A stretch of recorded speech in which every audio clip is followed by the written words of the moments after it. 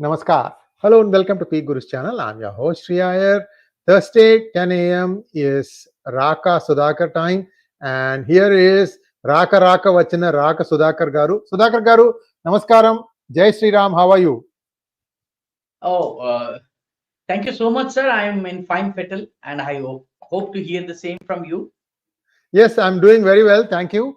Raka Garu, a lot of things are happening. You know, you can see now what is the India alliance strategy, at least some parts of it, that they want to oppose anything that the center does. Budget, they are all playing that, center is playing stepmotherly treatment. For example, Telangana has gone ahead and cancelled farm loans to the tune of 32,000 crores. And when looks like he made a big representation saying that I need this money, way, blah, blah, blah. And Modi just got it from 1 year and left it out the other year. And now he's jumping up and down. So he also says that I'm going to skip Niti Aayog, whatever it is. Somehow it feels more like a petulant child. A 10-year-old, if you don't give chocolate, how they'll... That's it. This is politics. This is matured people's game. I don't understand why they are taking this strategy. Maybe it is just their young leader, Rahul Gandhi, who's saying this. First thoughts on this, Raka Garu? So part of it has to do with very immature leadership at the national level. But a part of it also has to do with the fact that the government as of now is not in a position to fulfill all the election promises that it had made.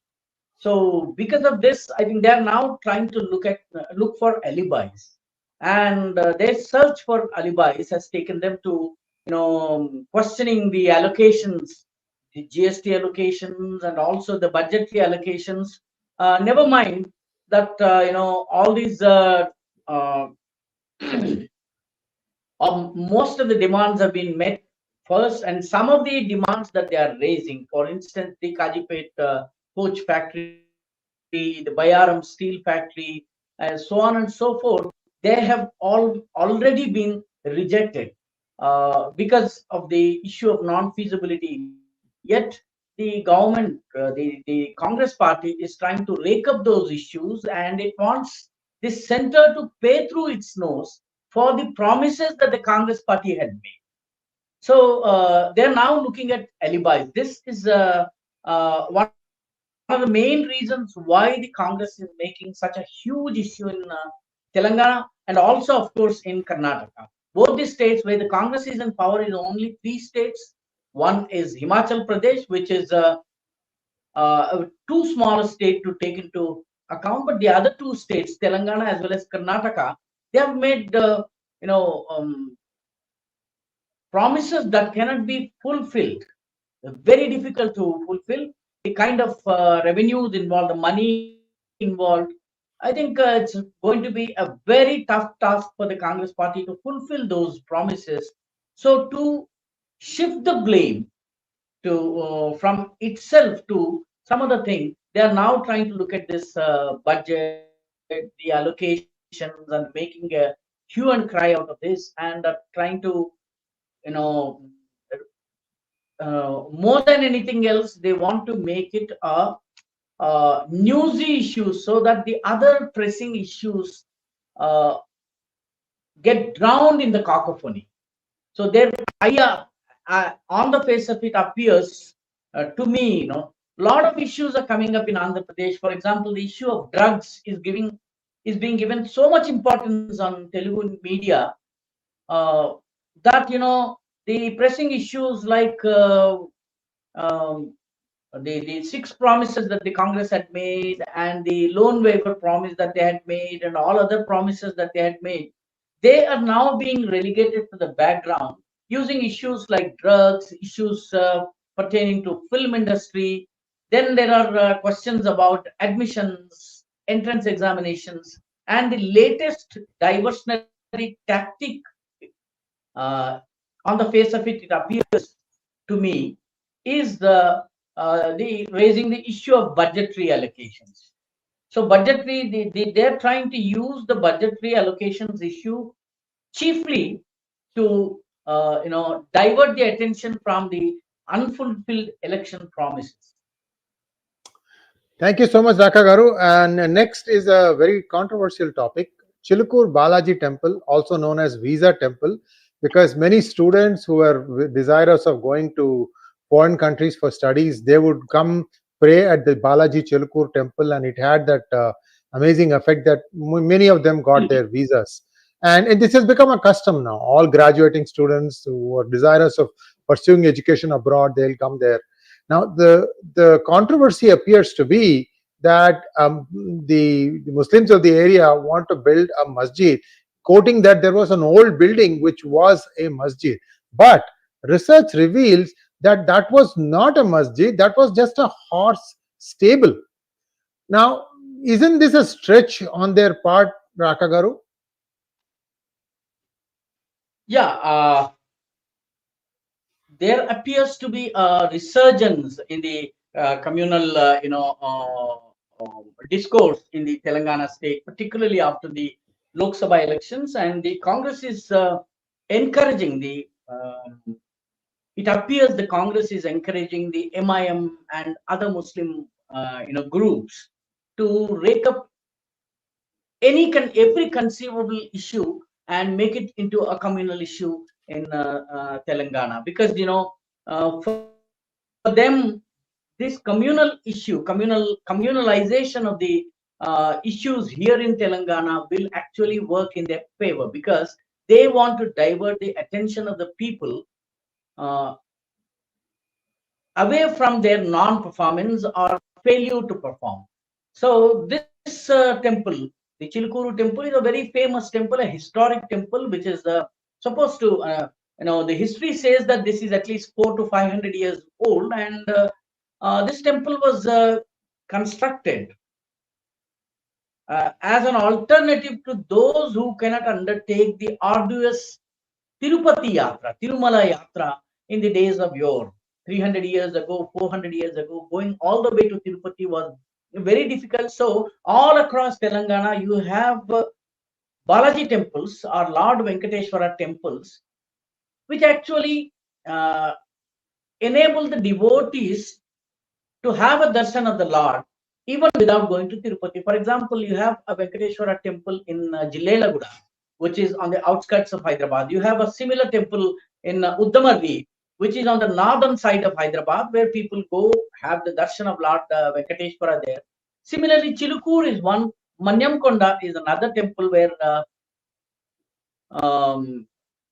DT is Lord Venkateshwara, and those who cannot go all the way to Tirupati or Tirumala can go to these temples, worship, and then get the same amount of spiritual satisfaction that they would derive out of visiting Tirupati. So these such Tirumala temples were constructed all across Telangana to enable the devotees who were reeling under the impact of the tyrannical rule of the Nizams, the Qutub Shahis initially, and then the Asafzahis. So to provide spiritual succor to the downtrodden Hindus or the subdued Hindus of this region, some similar Venkateshwara temples have sprouted up. Similar Narasimha Swami temples have sprouted up in different parts of the Telangana state. So they served as spiritual succor for the Hindus. So Chilukuru is one such temple, very old in its construction style. It must be at least 400 to 500 years old. There is a very ancient Shiva temple associated with Chilukuru, where the worship has been going on continuously, uninterruptedly over the past four and a half centuries. Are you talking about Machileshwarnath temple? Oh, there is a Shiva temple right inside the Chilukuru complex. I see. There is a Shiva temple right inside the Chilukuru complex. The interesting part in Chilukuru is they follow what is known as Vaikhanasa Agama, which is a more tolerant version of Vaishnava Dharma. So they also have temples for Shiva, and then this worship goes on. Of course, that's a territory I do not really want to tread on. But then this Chilukuru temple uh, has become popular over the last 3 or 4 decades because of the belief that those who visit here and offer prayers will have no problems in getting visa to US. So a lot of people, they come here, they perform 108 pradakshinams, then request the Lord to grant them visa. Then they get the visa. After getting visa, they again come and perform 108 pradakshinams. This tradition has picked up pace all across Telangana, and people come from as far as Andhra, Vizag, and other places to worship this visa god. So this whole this temple complex, the rituals and everything that happens here follows the Tirupati temple. So just as you have a rule that there cannot be any temples of the other religions within a particular area uh, of this Chilkur of the Venkateshwara temple, you have a similar kind of rule here in Chilukuru also, where uh, there cannot be any temple or a place of worship of any other religion within 2 kilometers circumference of this temple. Uh, of course, on the western side, you have the huge Gandipet River, Gandipet Lake, rather, the water tank that used to provide drinking water for Hyderabad. And in the older days, the slogan used to be Gandipet ka pani or Hyderabad ki biryani. That's how people used to say. Gandipet's pani was so famous in those days, and Hyderabad's biryani, as you know, was very famous. So this temple abuts Gandipet. But on the other side, there's a huge area where you can find remnants of old temples all across this place. And uh, the Hindus say that for at least, yeah, the map actually shows the location of the Chilukuru temple as well as the Gandipet lake. Actually, you can see the blue water body is actually the Gandipet, and it's actually on the banks, almost half of a long away from Gandipet river. So this they are now trying to construct a masjid. This structure has been there for many years. Nobody ever cared to offer worship there. No Muslims reside in the close vicinity. There are Muslims, but they are at the entry of the Chilukuru village, which is almost a good 4 kilometers away from Chilukuru. So these people now want to construct a temple on the very place where an old structure, old monument used to uh, exist. This monument, the Archaeological Survey of India says, is a horse's stable.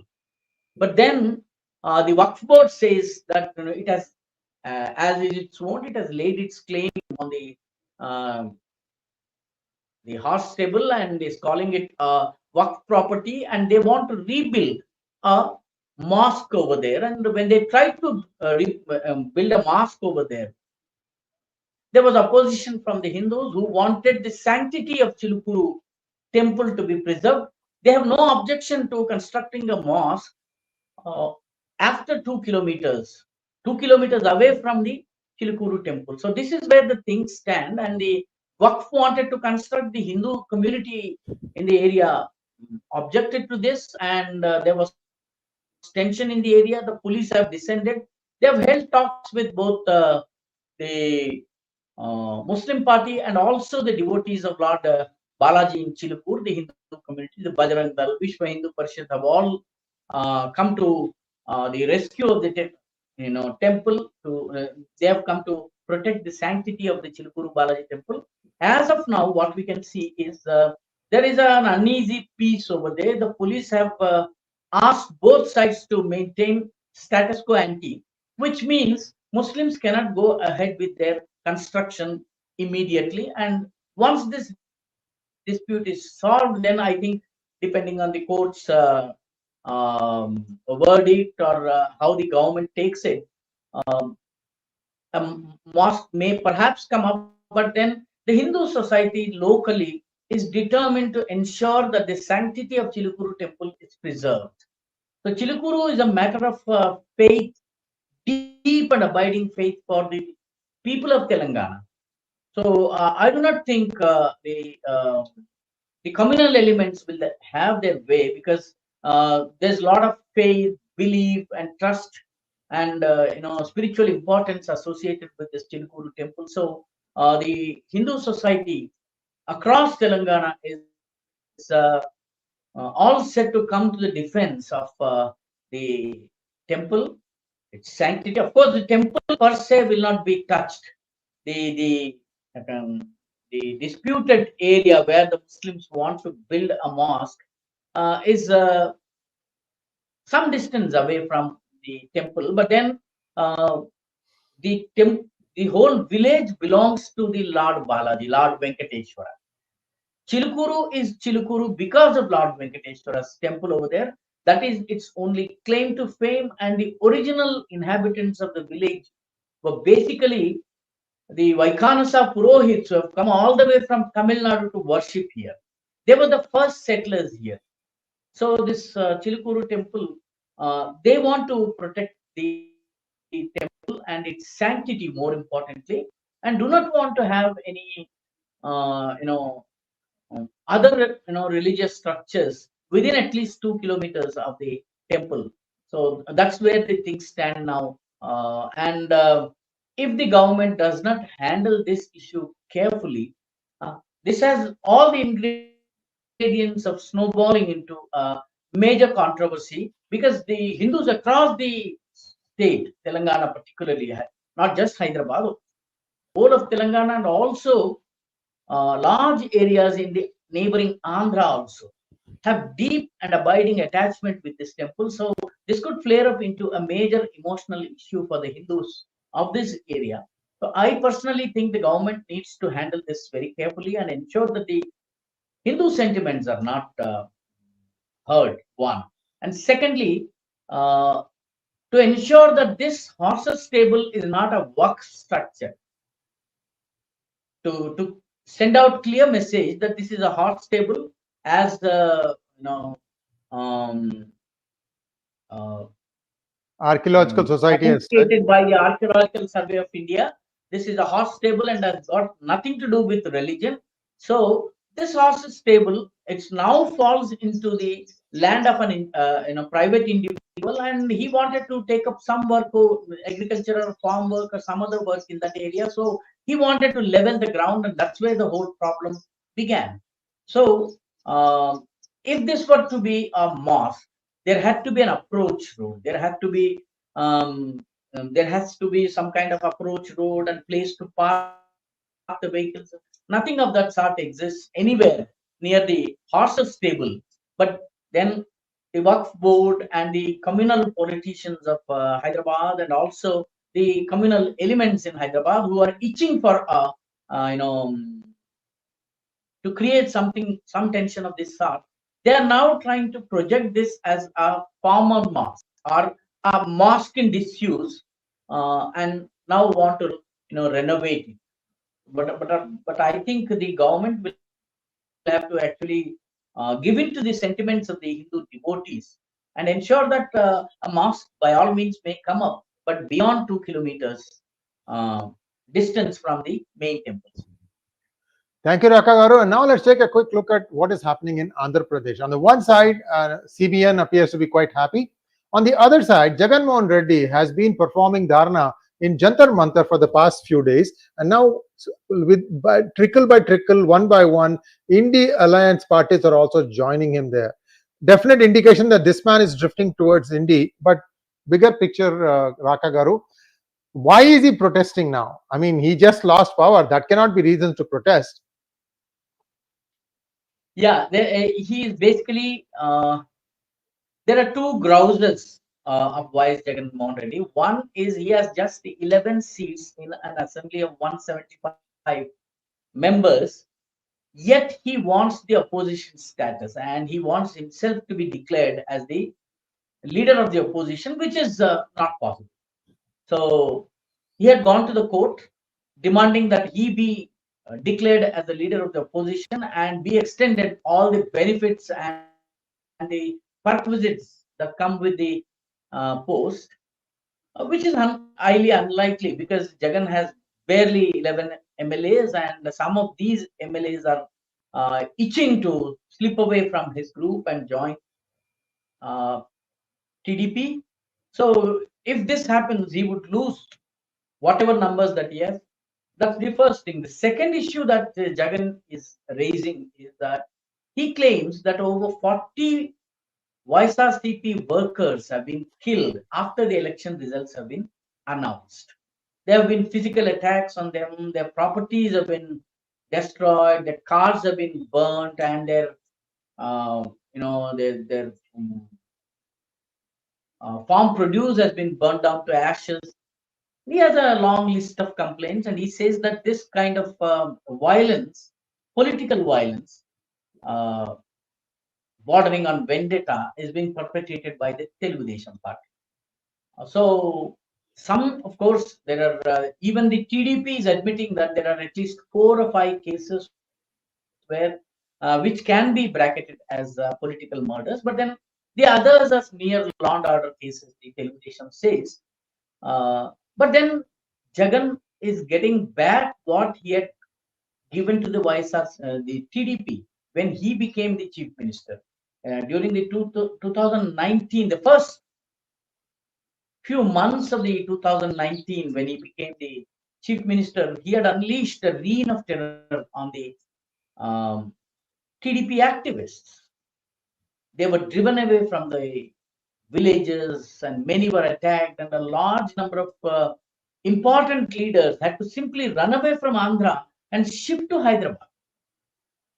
So what he had done, he had sown wind, and this kind of political vendetta, I think, is going to be the order of the day in the Andhra Pradesh, in the state of Andhra Pradesh. What YSRCP had done earlier, it is now getting back with interest. And many of these cases, at least some of them, appear to be clear cases of political vendetta. The government also admits, the Home Minister had admitted that at least 4 or 5 cases have can be called as political violence. The others cannot be bracketed as political violence, she says. But then politics is at the heart of all these violent incidents. So Jagan's biggest task now is to stay relevant in Andhra Pradesh. One, because the decimation has been so complete. Second thing, he has to protect his cadres.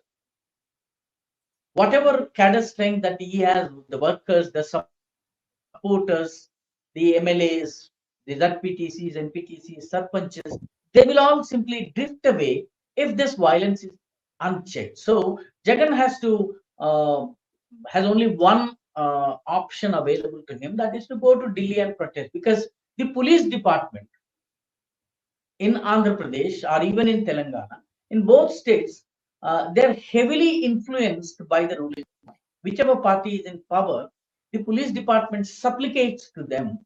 This has happened in Telangana. This has happened during YS Jagan's time, and there was one senior IPS officer who has been exonerated by various tribunals, and the tribunals have said that he should be posted back to some police position. But Jagan, for all the 5 years that he had ruled, he did not allow this man to be appointed or given any post, an administrative post for 5 years. A.B. Venkateshwar is the man who was so ill-treated by YS Jagan. So the same cycle is repeated. Jagan had perpetrated all these things on TDP. Now the TDP is in pole position. It is able to use the police and other mechanisms, other administrative systems available to it, other options available to it, and is trying to hound out the YSRCP activists. So to instill some kind of confidence, there need to be some action.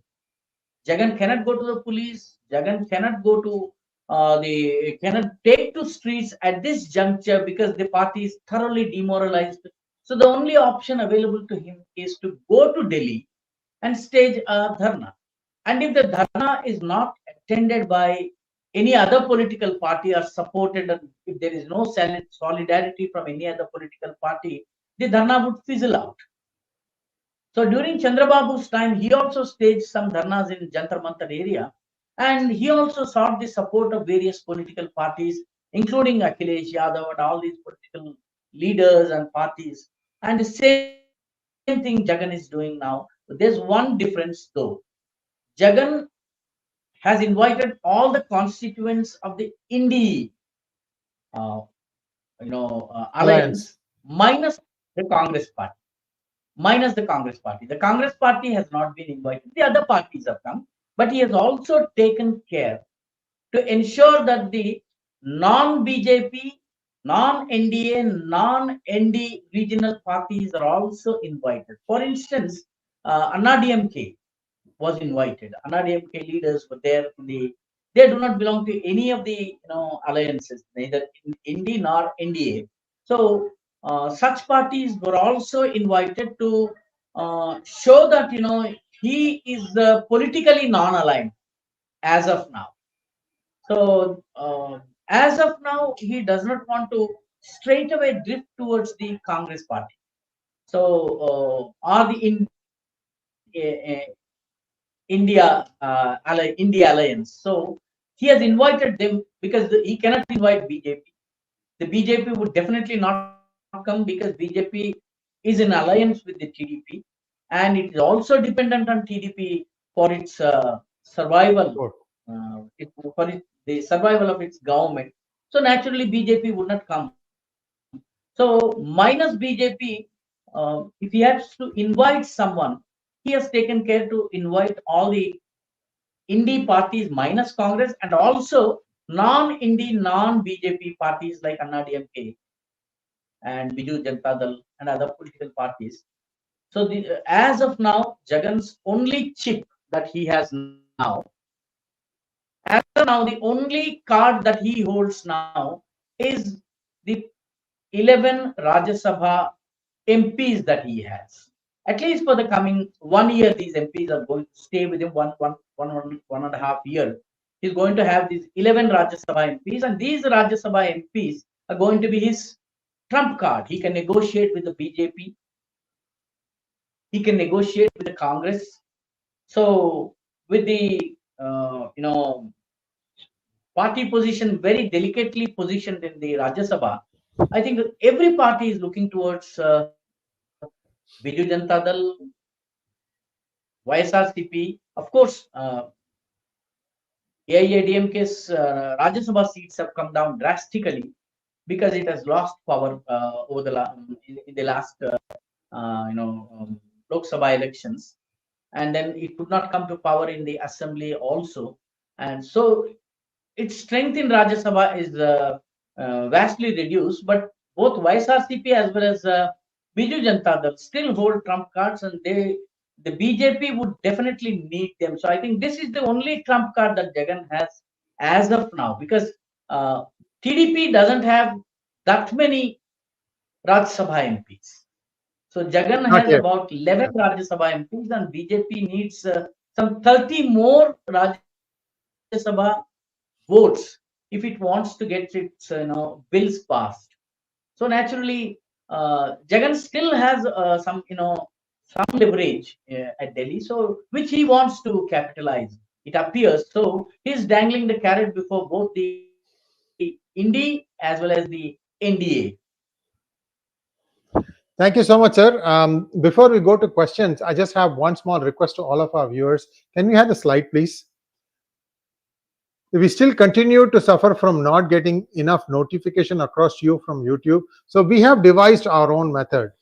You can join PGurus WhatsApp channel, and the link to that is pinned on top of the comments of this video. After you watch this video, you can go there, click on that, and you will get into this screen. And you see the thing there in WhatsApp. Normally, we look at the chats. That's where most of our friendly chats come. But for channels, you have to look at updates, which is the first button on the left.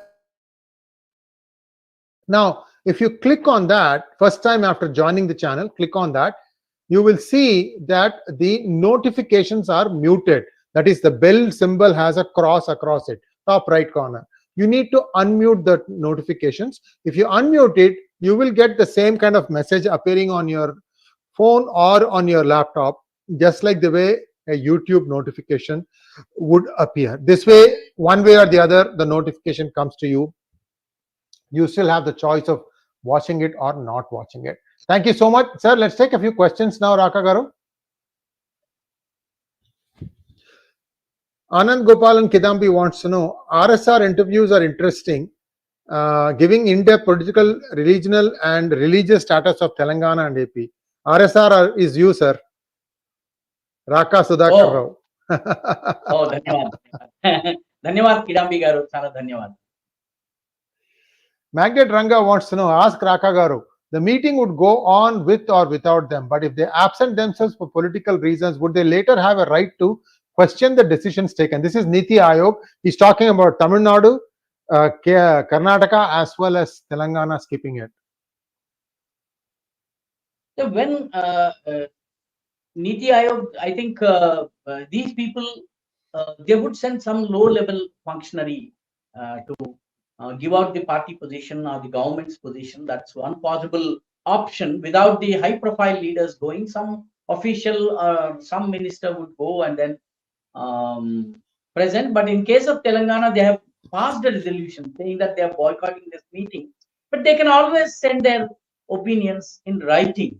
That can be taken into account by the Niti Aayog, not. And whatever decision is taken is a decision that is binding on everyone. So whether we are present or absent, whether we vote for or against, doesn't really matter if we are not in a majority. This is at least this is my sense. It's strange. Telangana as well as Delhi were surplus states, meaning their expenditure was less than their income. And in 10 years, both have been ground into the dust. Great governance, guys. Great governance. Great governance. Next question. In fact, when Telangana was formed, the common refrain in the political class was Andhra Pradesh is a poor state with rich people, whereas Telangana is a rich state with poor people. The governments were rich in Telangana. Right. The government had surplus in their kitty, but 10 years of frittering away all the gains. Today, this state is now looking for support even to pay its salaries. That's the dire straits that the Telangana had come to. Andhra Pradesh has always had problems because all the revenues of Andhra Pradesh, undivided Andhra Pradesh, majority of them used to come from Hyderabad, and with Hyderabad gone, Andhra is a very impoverished state. Individuals in many belts, the Krishna belt, Delta, the Godavari Delta, the Nellore, and the Vizag, you have fairly, rich people, but then the government per se is quite poor in Andhra. But now both Andhra and Telangana are sailing in the same boat, just 10 years into separation. Next one, please. Jaya Raman wants to know, how can a masjid be allowed close to a family? I think we already talked about this. You have a 2 kilometer circumference. Next one, please. The Hindus are demanding that there be a 2 kilometers, like a masjid can come up, but 2 kilometers away from the temple. That's what the Hindus are demanding. Rohit Akshay wants to know, Jai Shri Ram, Ma Raka Garu Melim Bangaram. Is this 15,000 crores a grant or a surety for loan from the government? How will Jagan's 11 seats in Rajya Sabha impact the decision of making of government? I didn't get the second part of it.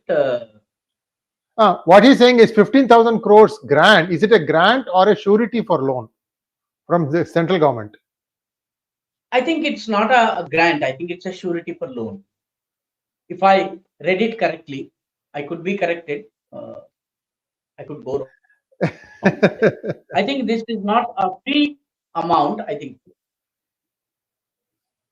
Next I one, think please. with this BJP government around, there are no free lunches. Yes, there are no free lunches, and that's how it should be, including its own state. That's how it should be, sir. That's how it should be. Does an individual family have the capacity to borrow more than, spend more than what they earn? You don't. What works for you should work for the state. Why are these people being profligate? Rajya Sabha impact you already talked, Raka Garu. So next question, please. Pawan Kishore wants to know, do you see if Telangana government will be able to fulfill its promises they made during elections? What will they achieve for not going to Niti Aayog meeting? They will achieve literally nothing by abstaining from the meeting, firstly, because this is only a symbolic thing, nothing beyond that. This is only for the eyeballs, that's all. Beyond that, there is no significance to this abstinence, one.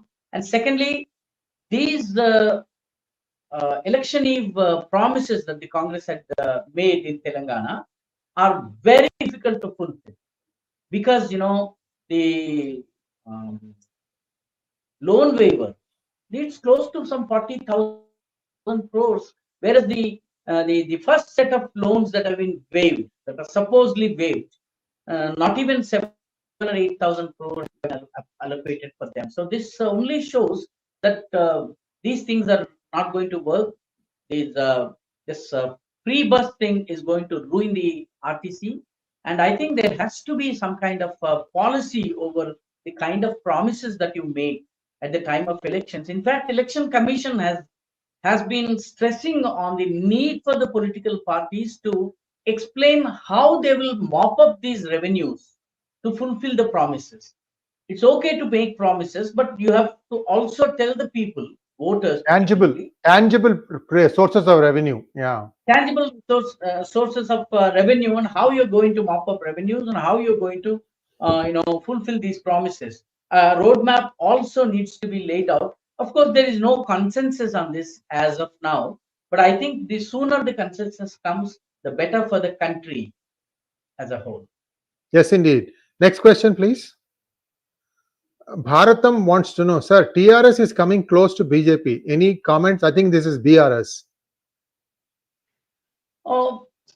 I think if the TRS comes and joins BJP, there is no extra advantage, added advantage to the BJP. BJP is now the second largest party in Telangana, one, and it is looking beyond 2024 and is looking at 2028 elections, and wants to come to power by 2028 in the state and wants to challenge the Congress party. And if given this situation, given this strategy, the party would not get anything by aligning with the BRS. So the best thing for the BJP is to completely marginalize and decimate the BRS rather than making friends with it. The BJP has done this. You must have seen this. The same thing was played out in Odisha.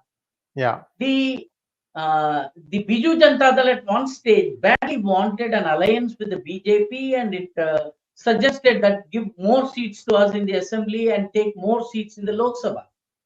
But the BJP state unit strongly rejected this proposal. Though I was told, I'm not privy to inside information, I was told that the central leadership of the party toyed with the idea of aligning with the Biju Janata Dal, but the state unit put its foot down and ensured that it was a three-way contest, and the Biju Janata Dal was pushed to the second position. So I think in Telangana too, the advantage for the BJP would lie only in politically marginalizing the BRS, not by giving it a new lease of life. So I think the BJP leaders in Telangana are politically mature enough, and they can see through these overtures from the BRS and respond to them for what they are worth. If one wants my advice is never align with BRS in 2028. You're doing fine. Maybe 2029 you can think of an alliance, just as you are now aligned with a very weakened Assam Gana Parishad in Assam.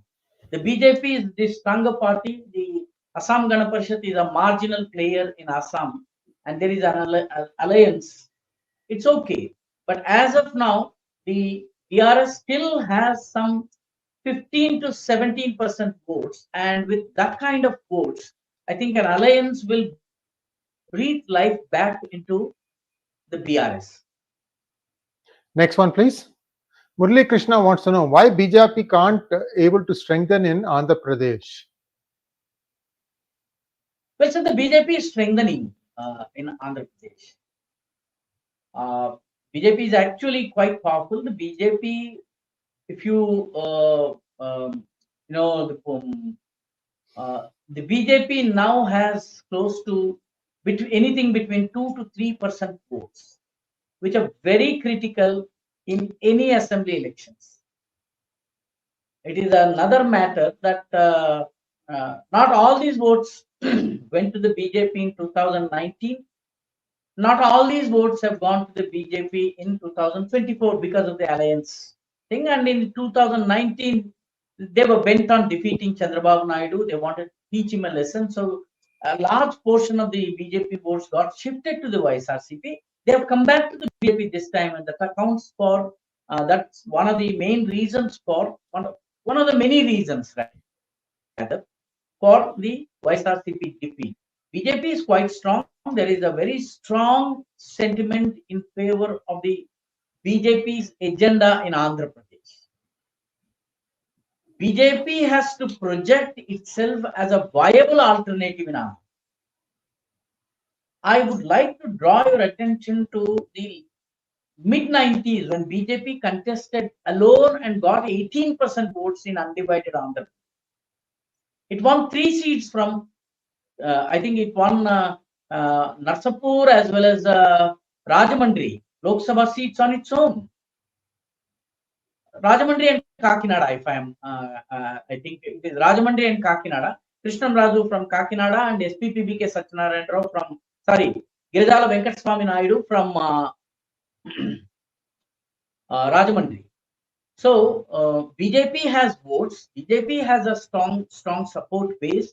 There are several groups which want BJP to become powerful, but then BJP has to develop its own agenda for Andhra Pradesh. As of now, the party doesn't seem to have the right kind of portion for that magical portion that for Andhra Pradesh. And the moment it develops, mark my words, BJP would become a very strong and powerful political force in Andhra Pradesh. It had been a very powerful force in the mid-90s and late 90s. It is because of this strength that the TDP had joined hands with the BJP in 1999 and 2004. The BJP has the core vote base intact, but then they have to show their voters that they mean the business. And when that happens, I think BJP will get back its force and it will become a very powerful political force in Andhra Pradesh. Next one, please. Manoj Soma wants to know your views on AP liquor scams. Ex-CM Kiran Reddy Garu has said that this scam of Delhi liquor is just a tip before a liquor scam. Your views on it, sir? AP also has a liquor scam? AP has a liquor scam in the sense Jagan's new liquor policy has brought in new players who dished out poor quality liquor at higher prices. So was the complaint, and this has actually brought huge losses to the state exchequer. That's the TDP argument. So the TDP had passed a resolution, had presented a white paper in the assembly, and has now ordered an inquiry, CBCID inquiry, into the liquor policy of the past government, the YS Jagan government, and Chandrababu Naidu has categorically said that if need be, we would not even we are prepared even to go to the ED and get their support in the investigations. So that way, I think the Jagan or his government, his liquor policy will now be tested by the current government, and this is a huge scam. There's no doubt about it. If, as Chandrababu says, then this is a huge scam, and the culprits need to be punished, and I think in scope, in sheer amount, I think this is much bigger than the Delhi liquor scam. Next one, please. Manav-san wants to know, budget has allocated significant funds for Andhra development. Is this then making the state more of a priority target for India alliance? Opposition can't govern, only knows how to obstruct others. Sir, there are two parts to this question. One is the opposition's role in the present day party. I think there is no need to explain that, because it's there for all to see how the obstructionist policies of the government, the opposition, and some of the issues they're raising, they're such insignificant things, so that there's no need to elaborate on that. As far as the latest budget is concerned, they have made specific mention of both Bihar as well as Andhra Pradesh. Does it mean to say that there are no allocations to other states? There are allocations to other states, but the government wanted to make a statement. It wanted to, placate its allies. So that could be the reason why the allocations to Andhra Pradesh as well as Bihar have been highlighted. So yeah, this is a tactical move. Tactical move. Yeah. I think the government wanted you to hear what it wanted you to hear. Correct. There are allocations to all states, including Tamil Nadu and everything, just because Bihar and Andhra are mentioned and other states are not mentioned. It does not mean that there are no allocations for these states. Mind you, on the face of it, there are no allocations for Haryana, Jharkhand, and Maharashtra.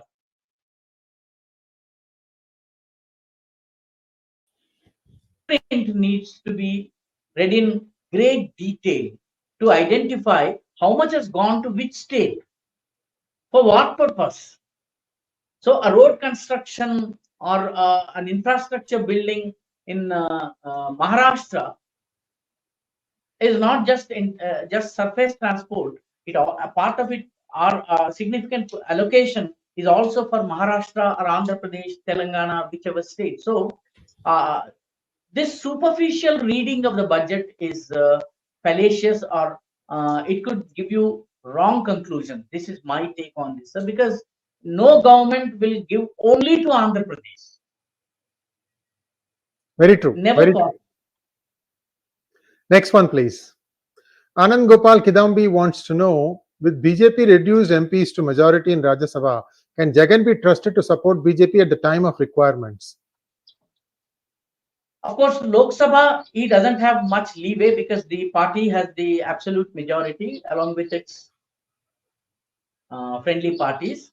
It has close to 300 seats, which is almost 30 more than the required the absolute majority mark. So BJP is comfortably placed.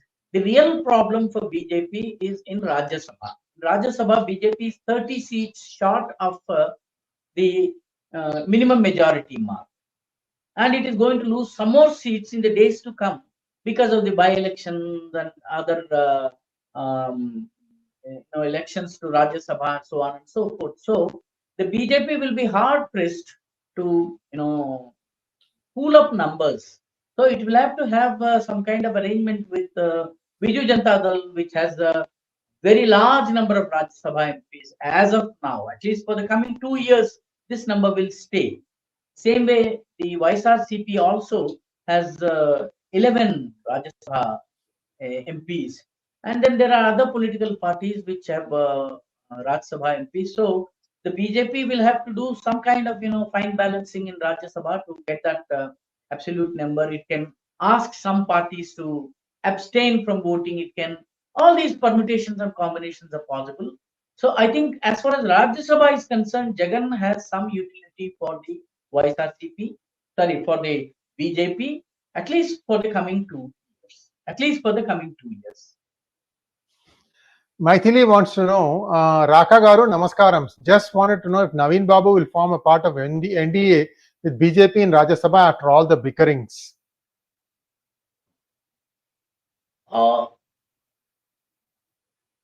He was never part of the NDA even earlier. In the 2014 nor during the 2018-2024 tenure, he was never part of the NDA.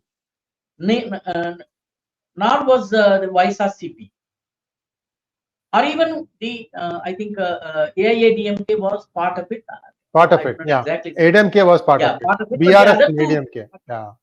These two parties were never part of the NDA alliance, and their support could be could be essentially issue based. It could be issue based. So maybe the BJP will have to do some fine balancing and then bring them round. I think 𝗣𝗚𝘅 also, as of now, the only hope for 𝗣𝗚𝘅 is the support that the BJP needs in the Rajya Sabha and the 11 seats that it has in its kitty. So I think it can use this as a bargaining chip to, no one knows. It can even try to, Jagan can try to save himself or have some trump card to negotiate with. So the same could go on for even Navin Babu, because even Navin Babu would not want the Congress to raise its head. Congress is now again trying to rejuvenate the party in both Odisha as well as Andhra Pradesh. Neither BJP nor Navin Babu want that to happen. So you never know. The support could be issue based, or it could be a marriage of convenience if they want to keep the third party at bay. So you never know how things pan out. Maithili garu. Next question. Pragnya wants to know, BJP TS should come up with comparison of budget similar to what Annamalaiji did in Tamil Nadu. Sad to see state division, regionalism. We need to see long-term vision. BJP is working for upliftment of Bharat. I'm back in Bharat educating friends, cousins in TS about halal economics from US. Sad reality. Oh, that's a good job that you're doing, and a lot of sensitization needs to be done. I visited a lot of, this is the Bonalu period, and then in Telangana, you would find that a lot of Amavari temples, temple of Mother Goddess, you would find that the bali is performed by Muslims, Muslim kasais, actually, butchers. They perform the bali in a lot of interior villages in Telangana. And they do it through that chanting of that Bismillah, and then doing that halal thing. So you are offering halal prasadam to Mother Goddess. This happens in most temples in Telangana. For this has been happening. I think sensitization needs to happen, and this is an ongoing process, and it's a continuous process. And we need to tell our people about this the reality of this Pirla Panduga. All across Telangana, you have even in parts of Rayalaseema, you have this Pirla Panduga. Pirla Panduga is nothing but the Tajia procession of the Muharram.